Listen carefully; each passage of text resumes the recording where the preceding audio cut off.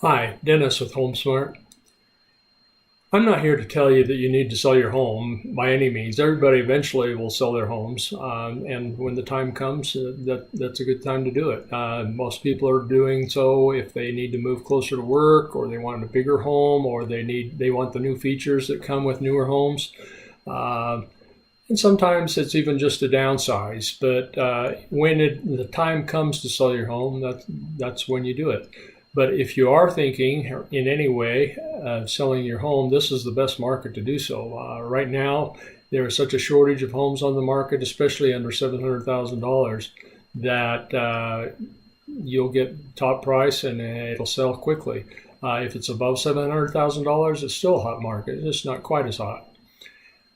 So one of the questions that comes up, though, is why are so many people reluctant to sell their homes? For example, there are 300 more homes that were sold this last week than came on the market. So why are people so reluctant? I think there's probably three reasons that I've heard of. One of them is that if they sell the house, then there's the process of having to try to buy another house. And if their house sells quickly, how can they make sure that they get into their other house without having any hardship? And there's strategies for that. There's also lending programs that'll help with that. So I think that can be overcome easily, and I'd love to discuss that if that's the circumstance. So the second situation is people bring up is that if I sell my house, I've got to buy another house, and it's going to be really expensive. Well, the truth is you'll be selling your house at optimal value, and then you'll be buying another house in the same market. So you'll either come out even, or you may even come out ahead.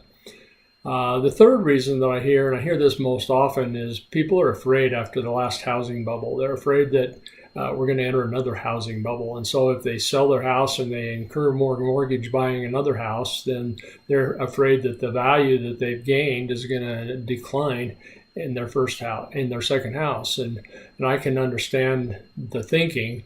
However, all indicators tell us that there's not going to be a housing bubble. The lending programs are tighter than they were before, and even with interest rates rising as much as 0.5% this year, they're still below historical averages. And with the tightness of the housing market, the shortage of inventory, housing prices are still expected to go up during this next year. If you or someone you know are thinking about selling your house or even have any questions, I'd love to have a 5-minute conversation with you. If you could call me at 303-513-2340 or schedule a meeting at the link below. I promise that 5 minutes will be worth your time, and there'll be no pressure.